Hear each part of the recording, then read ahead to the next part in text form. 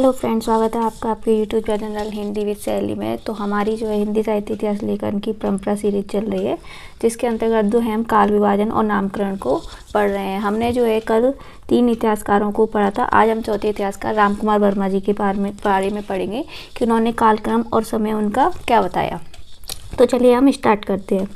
तो डॉक्टर वर्मा हिंदी साहित्य का आलोचनात्मक इतिहास 938 ईस्वी ग्रंथ में 693 से लेकर 1693 ईस्वी तक की काल अवधि की हिंदी साहित्य को निम्नलिखित कालखंडों में विभाजित करते हैं। रामकुमार वर्मा जी का जो हिंदी साहित्य का आलोचनात्मक इतिहास है वह उन्होंने कब लिखा था? 1938 ईस्वी में। आपसे पूछा जाता है कि रामकुमार वर्मा जी का इतिहास का नाम क्या है, तो हिंदी साहित्य का आलोचनात्मक इतिहास, और ये कब लिखा गया था? 1938 ईस्वी में। और इन्होंने जो है अपने ग्रंथ में 693 से लेके 1693 ईस्वी तक 693 से लेके 1693 ईस्वी तक की काल अवधि के हिंदी साहित्य को निम्नलिखित कालखंडों में विभाजित किया। अब इनके हम कालखंडों को जानते हैं, उनके समय को जानते हैं। इन्होंने जो है संधि काल को सबसे पहले आदिकाल को, जिसको हम संधि काल की संज्ञा दिए इन्होंने, आदिकाल को इन्होंने क्या नाम दिया? संधि काल, जिसकी समय सीमा इन्होंने 750 विक्रम संवत से 1000 विक्रम संवत मानी है। कल की वीडियो में मैं आपको बताया था कि अब अगर आपको ईस्वी में कोई भी समय निकालना हो तो आप उसमें से 57 माइनस कर सकते हैं। तो आपका वो ईस्वी में निकल आया, क्योंकि एग्जाम में यह पूछा जाता है। अब हम देखें तो चारण काल जो है उसका समय इन्होंने क्या बताया है? 1000 से 1375 विक्रम संवत। क्या बताया? 1000 से 1375 विक्रम संवत। नेक्स्ट, इन्होंने जो है भक्ति काल तीसरे नंबर पर रखा है, जिसको इन्होंने 1375 से लेकर 1700 विक्रम संवत इसका समय बताया है। क्या बताया? भक्ति काल का समय 1375 से लेकर 1700 विक्रम संवत। फिर इन्होंने रीति काल की जो समय सीमा है वो 1700 विक्रम संवत से लेकर 1900 विक्रम संवत तक मानी है। अब आधुनिक काल को इन्होंने कितना समय बताया? 1900 विक्रम संवत से अब तक। आगे हम देखें तो विशेष इनके बारे में बताया गया है कि डॉक्टर वर्मा ने संधि काल में अपभ्रंश की रचनाएं शामिल की। किसकी रचनाएं शामिल की? संधि काल में अपभ्रंश की रचनाएं शामिल की। चारण काल और शुक्ल के वीरगाथा काल में समान तरह की रचनाएं हैं।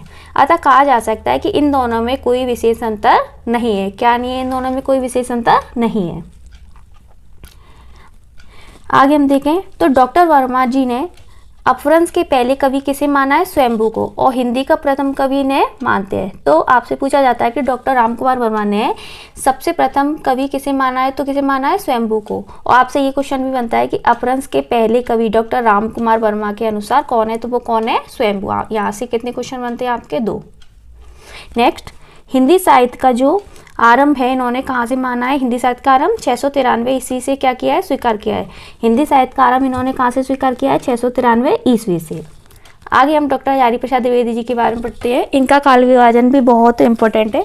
इनके अधिकतर काल विभाजन से जो है क्वेश्चन हमेशा आदिकाल से बनता है कि आदिकाल को इन्होंने क्या नाम दिया? आदिकाल को इन्होंने क्या नाम दिया?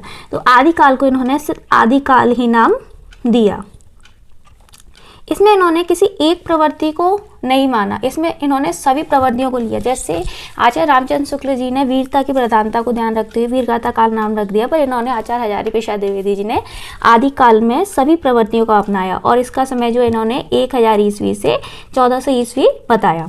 नेक्स्ट इन्होंने भक्ति साहित्य नाम दिया, जिसका समय इन्होंने 1400 ईस्वी से लेकर 1700 ईस्वी तक बताया। रीति काव्य का समय इन्होंने 1700 ईस्वी से 1900 ईस्वी समय बताया। और चौथा इन्होंने आधुनिक काल का समय क्या बताया? 1900 से अध अवधि, मतलब अभी तक। तो आपको यहाँ सबसे ज़्यादा आदिकाल का समय सीमा और आदिकाल का नाम याद रखना है कि आदिकाल किस इतिहासकार ने बोला था, तो किसने बोला था? हजारी प्रसाद द्विवेदी जी ने।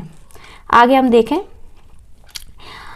अब हम डॉक्टर नागेंद्र जी का काल विभाजन पढ़ते हैं। तो सबसे पहले इन्होंने आदिकाल को जो है 7वीं शताब्दी के मध्य से लेके 14वीं शताब्दी के मध्य तक माना है। भक्ति काल को जो है इन्होंने 14वीं शताब्दी के मध्य से लेकर 7वीं शताब्दी के मध्य तक माना है। रीति काल का समय इन्होंने 17वीं शताब्दी के मध्य से लेकर 19वीं शताब्दी के मध्य तक माना है। और आधुनिक काल को जो है 19वीं शताब्दी के मध्य से अब तक माना है। तो यहाँ पे जो है इम्पोर्टेंट है, ये आपको याद रखना है कि आदिकाल को इन्होंने 7वीं से 14वीं शताब्दी तक माना है, भक्ति काल को 14वीं से 17वीं शताब्दी तक माना है और रीति काल को 17वीं से 19वीं शताब्दी तक माना है। आगे हम देखें आधुनिक काल के अंतर्गत इन्होंने काल विभाजन किस प्रकार किया। अब आधुनिक काल जो है इसके अंदर इन्होंने सबसे पहले पुनर्जागरण काल जो है उसके अंतर्गत क्या नाम रखा, भारतेंदु युग, और उसकी समय सीमा क्या मानी, 1857 से 1900 ईस्वी तक।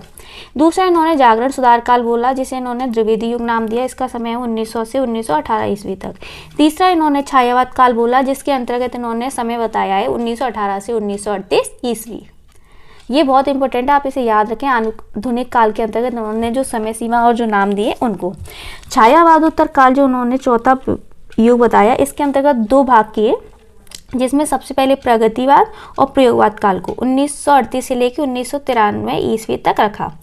और दूसरा इन्होंने बताया था नवलेखन काल, जिसमें 1953 से लेकर अब तक इन्होंने समय को माना है, जो कि अभी तक चला आ रहा है, जो नवलेखन, जो नए राइटर्स है उनका समय। आगे हम देखें श्याम सुंदर दास जी का काल विभाजन पढ़ते हैं। तो श्याम सुंदर दास जी ने जो है हिंदी भाषा और साहित्य जो है 1930 ईस्वी में लिखा था। तो सबसे पहले आपसे यही प्रश्न बनता है कि श्याम सुंदर दास जी ने हिंदी भाषा और साहित्य जो है किस सन में लिखा, और आपसे ये भी पूछा जा सकता है कि हिंदी भाषा और साहित्य जो है किस इतिहासकार ने लिखा था। तो श्याम सुंदर दास जी ने, इन्होंने जो है अपने इतिहास, अपने जो काल विभाजन किया था उसको कितने युगों में बांटा था, तो 4 युगों में बांटा था। सबसे पहले इन्होंने बोला वीरगाथा युग, जिसकी समय सीमा इन्होंने 1050 से लेकर 1400 विक्रम संवत रखी है।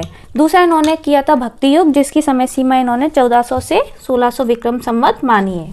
तीसरा इन्होंने रीति युग के बारे में बताया, जिसकी समय सीमा 1600 से 1900 विक्रम संवत मानी है। चौथा इन्होंने नवीन विकास युग, जो 1900 से विक्रम संवत अब तक मानी है। वैसे श्याम सुंदर दास जी के बारे में काल विभाजन से कभी क्वेश्चन ज़्यादा नहीं बने हैं, पर आप फिर भी इनके समय सीमा और काल विभाजन को याद रखें। पर सबसे ज़्यादा आप इनके इतिहास ग्रंथ और इसके सन को याद रखें, इससे क्वेश्चन बनता ही बनता है। नेक्स्ट जो है हम गणपति चंद्र गुप्त जी के बारे में पढ़ेंगे। गणपति चंद्र जी का काल विभाजन। गुप्त जी ने हिंदी साहित्य का वैज्ञानिक इतिहास लिखा। आप इस ग्रंथ को इस प्रकार से याद रख सकते हैं कि गणपति चंद्र गुप्त मतलब गणपति जी बहुत विद्वान थे, गणपति भगवान जी, तो उनको एक वैज्ञानिक, और वैज्ञानिक क्या होता है, वो भी बहुत होशियार होता है। तो आप इसको इस तरीके से याद रख सकते हैं कि गणपति चंद्र वैज्ञानिक मतलब गणपति भगवान बहुत होशियार थे और वैज्ञानिक भी होशियार होता है। तो हिंदी साहित्य का वैज्ञानिक इतिहास किसने लिखा था, गणपति चंद्र गुप्त जी ने। आप इसके ग्रंथ को, इसका समय भी याद रखें 1965 ईस्वी। यह जो इतिहास है इसको या तो काल के क्रम अनुसार आपको लगाने के लिए आ सकता है, या फिर इसे अकेले में भी पूछ सकते हैं कि हिंदी साहित्य का वैज्ञानिक इतिहास किसने लिखा, तो गणपति चंद्र गुप्त जी ने लिखा। और इसको किस समय लिखा, 1965 ईस्वी में।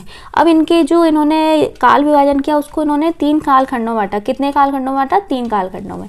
सबसे इन्होंने पहले प्रारंभिक काल बताया, जिसमें 1184 ईस्वी से लेकर 1350 ईस्वी तक बताया। दूसरा इन्होंने मध्यकाल माना, जिसे 1350 ईस्वी से लेकर 1857 ईस्वी तक माना। तीसरा इन्होंने आधुनिक काल बताया, जिसे 1857 ईस्वी से अब तक माना।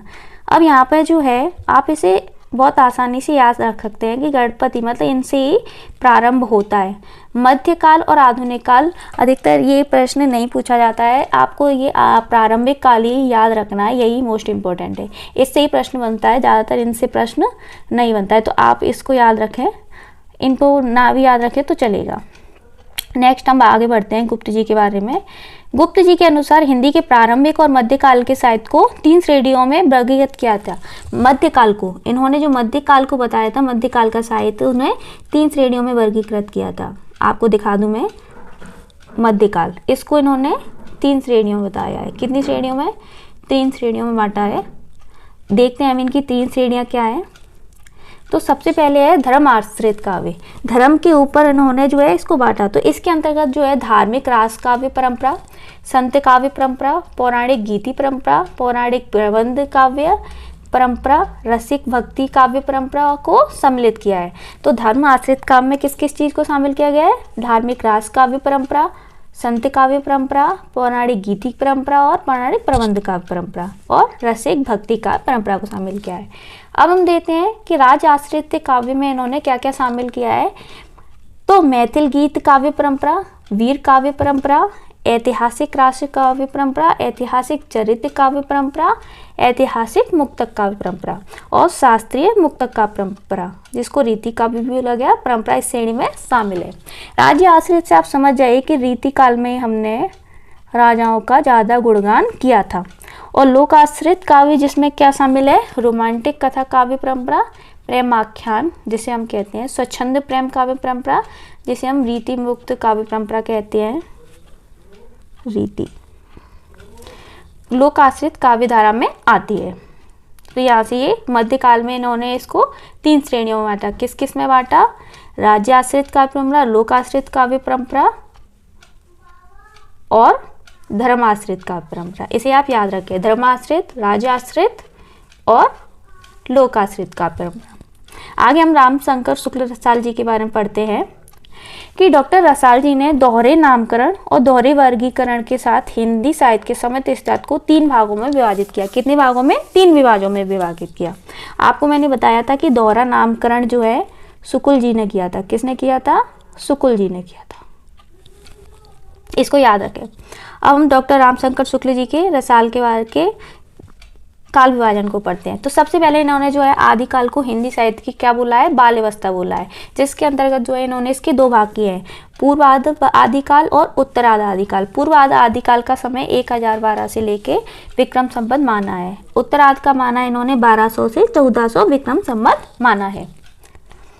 दूसरा इन्होंने जो है मध्यकाल को बताया है।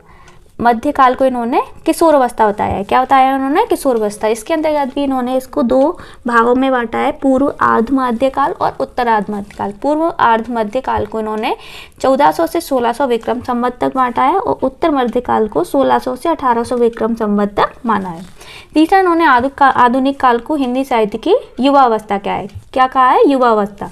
तो इसके अंतर्गत जो है इन्होंने 2 भाग किए इसके अंतर्गत ही। तो सबसे पहले परिवर्तन काल बोला, जिसकी समय सीमा इन्होंने 1800 से 1900 विक्रम संवत मानी, और दूसरी इन्होंने वर्तमान काल की सीमा 1900 से ईस्वी से अब तक मानी है। तो आप इसको याद रखें कि डॉक्टर रामशंकर शुक्ल रसाल जी ने जो है अपने उसको 3 युगों में बांटा, जिसके अंतर्गत उन्होंने हर शाखा को 2-2 में बांटा। इसे आप याद रखें। हिंदी साहित्य का वास्तविक काल जिसका काल विभाजन माना जाता है और इसे ही हम याद रखते हैं। तो इसको हम याद रखते हैं। तो सबसे पहले आदिकाल की सर्वमान्य जो समय सीमा है वो क्या है? 1000 से 1350 ईस्वी। याद रखें ये ईस्वी में है, विक्रम संवत में नहीं है। दूसरा पूर्व मध्यकाल जिसकी समय सीमा 1350 से 1650 ईस्वी है। तीसरा इन्होंने उत्तर मध्यकाल को बताया 1650 ईस्वी से 1850 ईस्वी। तो आदिकाल का समय क्या होता है? 1000 से 1350 ईस्वी। पूर्व मध्यकाल का समय 1350 से 1650 ईस्वी और तीसरा उत्तर मध्यकाल का 1650 से 1850 ईस्वी। चौथा इन्होंने आधुनिक काल का समय बताया 1850 ईस्वी से अब तक।